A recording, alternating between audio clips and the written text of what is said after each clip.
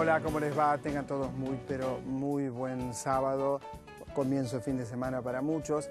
Y yo creo que el autobombo es bastante insoportable. Sin embargo, es cierto que el lunes el gobierno de la provincia nos dio una distinción por el refugio, que tiene 18 años en radio, 16 en televisión, 12 en la televisión pública. Entonces, a lo largo del programa vamos a ver la participación de Dolina, la participación de Martín Bonavetti, director del canal, la participación de Juan Carlos D'Amico al frente del Instituto Cultural de la Provincia de Buenos Aires y otras voces, claro, y por supuesto ese día estaba muy emocionado, muy conmovido y bueno, apenas podía hablar. Por ejemplo, me olvidé de hablar de la gente de Radio Provincia, que también fue muy importante a través de Roberto Sarlanga, de Gogi Alipi, de Pablo López, de Anita Julia Bomagio, de Andrés Casá, que fue un factor fundamental en el refugio. Pero bueno, así son los actos.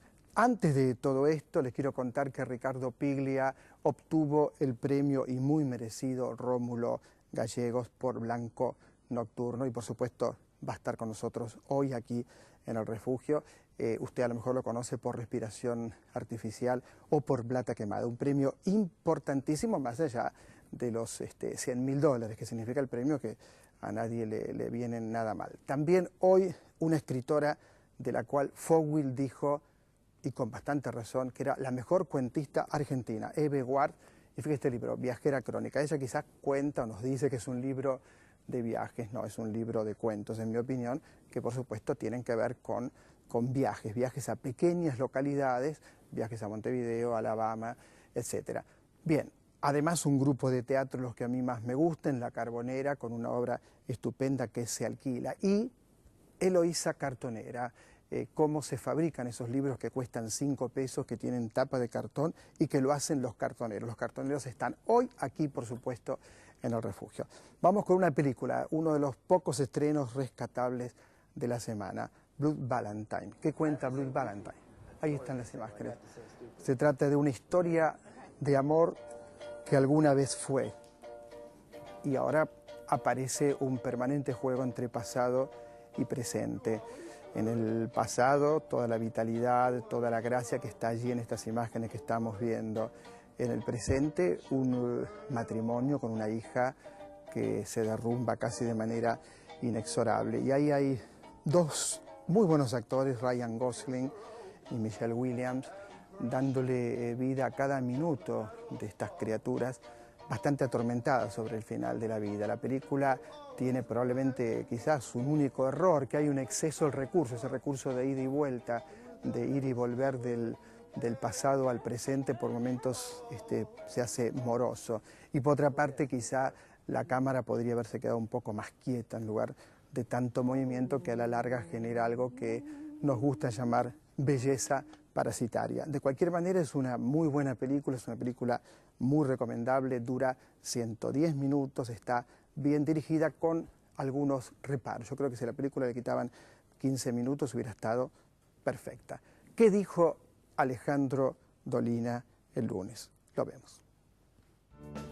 El refugio de la cultura no solamente es el título de un programa, sino un juicio acerca de la sociedad en la que ese programa tiene lugar, más teniendo en cuenta la sociedad y el momento en que el programa fue fundado. Claro que había que refugiarse,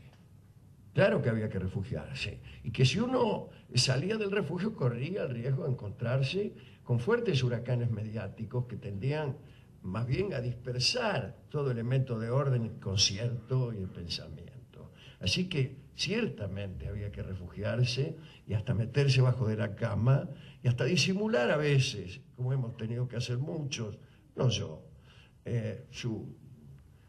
su vínculo cultural, ¿no? Muchas veces los programas culturales han tenido que disfrazar su condición, haciéndose más divertidos, haciendo alguna especie de chantage a las personas para que accedieran a un mensaje cultural. Se ha dicho, lo ha dicho Jorge Wagenberg, que es un pensador barcelonés, que un acto artístico es un acto binario, integrado por la persona que realiza el acto y también por quien consume ese producto artístico. Dice entonces Wagenberg que de algún modo el pintor, el poeta, se parece a quien lo lee, que hay un aire de familia entre el lector y el escritor. Yo creo que tiene razón en el siguiente aspecto. Lo que está por encima de uno, lo que está por encima de nosotros y no podemos entenderlo, bueno, al cabo nos aburre porque no podemos, es de una complejidad que no alcanzamos a captar. Y lo que nos está por debajo nos ofende. De manera que únicamente nos podemos conectar adecuadamente con aquello que se nos parece, con aquello que tiene un grado de complejidad parecido al nuestro.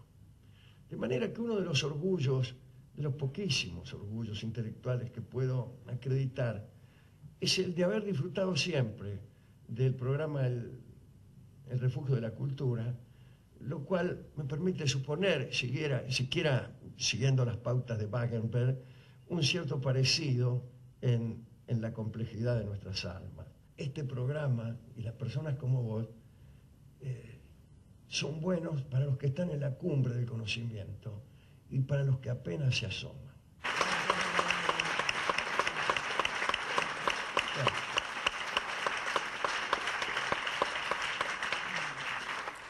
Bueno, como para no conmoverse con las palabras del querido, muy querido amigo Alejandro Dolina. Vamos a otro tema, después vamos a seguir compartiendo momentos por la televisión pública de este, bueno, homenaje, por así llamarlo. Y vamos ya mismo a ver a Ricardo Piglia, que hablaba de la novela que acaba de ganar el premio Rómulo Gallego. Y por supuesto lo hacía en El Refugio, lo vemos. Bueno, primero que nada, es un gusto estar aquí, Osvaldo. Gracias. ¿No es cierto? Sí, el título inicialmente surgió en los tiempos de la guerra, cuando yo leí que los soldados ingleses venían con unos anteojos infrarrojos que permitían ver en la oscuridad. Y bueno, entonces eso estuvo inicialmente en el origen del texto, ¿no? Yo tenía ya la idea de escribir una novela con esos personajes, pero el título surgió por el hecho de haber leído ese diario y me pareció una imagen, digamos, que me impactó en ese momento, ¿no? Esta idea de alguien que está en una situación muy precaria y que es visto cuando trata de disimularse en la oscuridad, ¿no?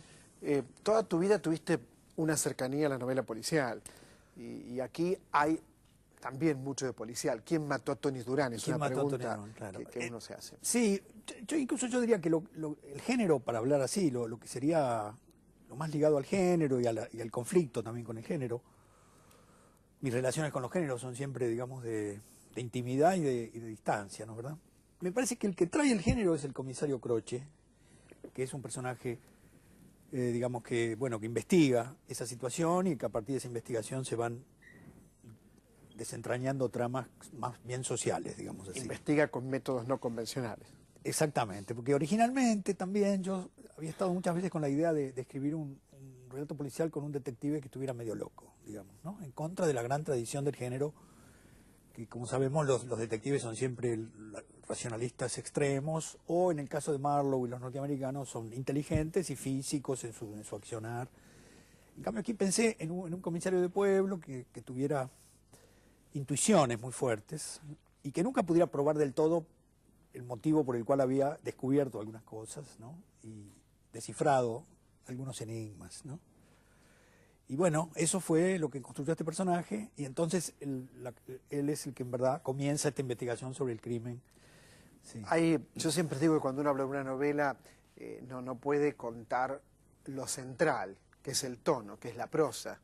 De alguna manera está rondando los personajes. Ahora, yo tengo una opinión sobre la novela, digo que es excelente, pero también digo que es una novela de personajes. Por ejemplo, el comisario Croce, Tony Durán, las mellizas, que son tan mellizas que son idénticas. Ahora, tan idénticas son que un hombre podría confundirlas, por ejemplo, que sería Tony Durán, ¿no? Estas mellizas tan fascinantes a la vez.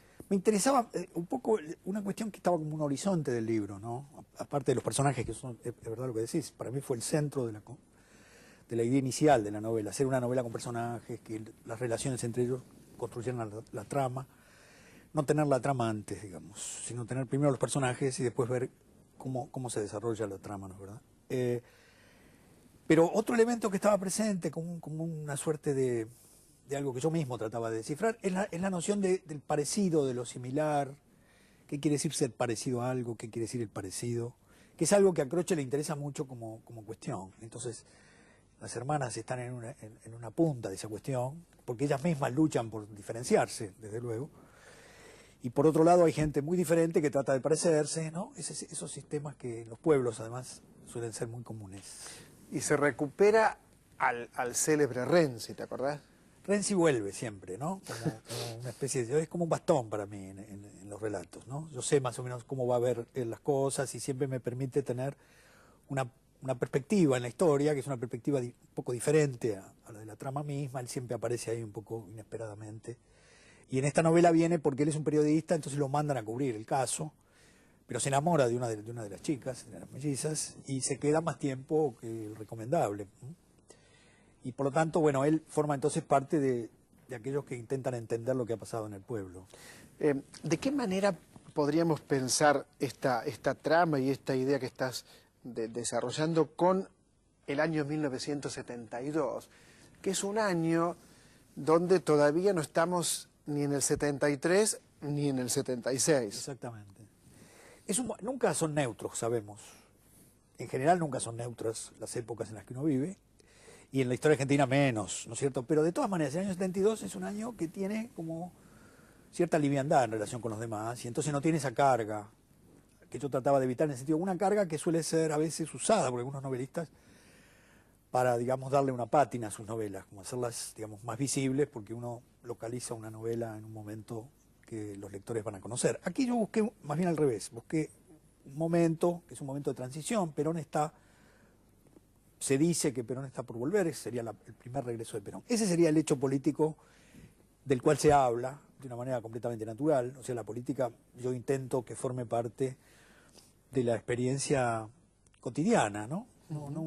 En fin, entonces está esa situación. Hay ya algunos acontecimientos de violencia política, pero son iniciales, digamos, recién comienza esto, ¿no?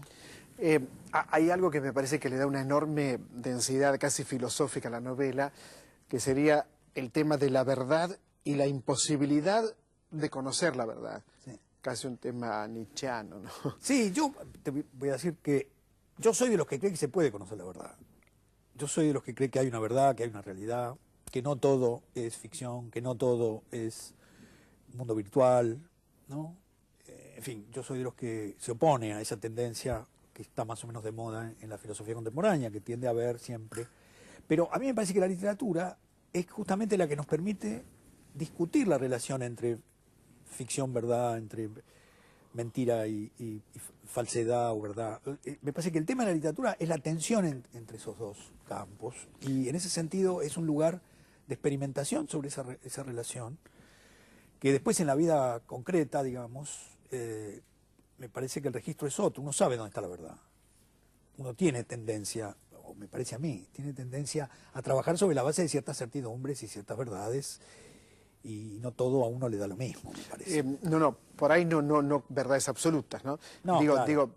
Sí, para poner 3 hijos que hablen del padre. Sí. Y cada uno a lo mejor habla distinto, como si tuviera un padre distinto. Sí, es verdad. Y me parece que en las grandes novelas se pone en cuestión un poco el tema de cuál es la verdad, por lo menos en términos más totalizadores, ¿no? Y también estoy de acuerdo con que en el libro es uno de los ejes del libro, ¿no? En el sentido que hay una serie de versiones sobre los hechos, una serie de reconstrucciones de los acontecimientos, e incluso el hecho mismo que se está, en cierto sentido, intentando descifrar, tiene matices y versiones diversas, ¿no? Entonces, en ese sentido, seguro. Hay también una suerte de, yo no sé si homenaje a la literatura, no diría eso, en Matilde, ¿no? Matilde lee todo el tiempo. Sí. Matilde lee todo el tiempo. Sí. Ella es al revés, digamos, para decirlo de un modo irónico, ¿no? está la tradición de la gente que enloquece leyendo, empieza con el Quijote y llega, hay muchos ejemplos en la literatura de la lectura lleva a la locura, al exceso, digamos, ¿no? Ella es al revés, ella está más o menos, digamos, desajustada, y cuando lee está tranquila, ¿no? Y cuando no lee es ahí donde se le produce el efecto de escape, ¿no? Entonces me gustaba esa idea de alguien que encuentra la paz en la lectura, no encuentra la locura en la lectura, como el Quijote, sino que encuentra la paz. Hacía 13 años que no publicabas una novela. Hay gente que publica mucho, yo preferiría que no publicaran tanto. ¿Qué significa este proyecto de Sí. escritura, Piglia? Por un lado hay que decirlo, es evidente, ¿no? Que el tiempo que uno tarda en publicar un libro no habla de la calidad de ese libro, ¿no es cierto? Son cosas completamente distintas y tienen que ver con métodos personales de trabajo. En mi caso tengo un método que yo no recomiendo, francamente, que consiste en que hago una primera versión y la dejo estar, porque tengo la sensación que si la dejo estar, cuando vuelva a retomarla, voy a lograr que la intriga se haga más compleja, más clara por un lado y más compleja por el otro. Que si estoy decidido a terminar la novela en un año, donde entonces el ritmo mismo de la escritura obliga a tomar una decisión inmediata sobre el texto. Entonces habitualmente dejo estar el libro, lo retomo, hago otra segunda versión, y así es como en general ha pasado con todas mis novelas, ¿no? Espero que la próxima me lleve menos tiempo, ¿no? Pero de todas maneras no es que me haya pasado 13 años escribiéndola. La he escrito a lo largo de este tiempo, en periodos, digamos, y bueno, en algún momento, por supuesto, uno dice, bueno, ya está bien, esta novela más no se puede hacer, ¿no?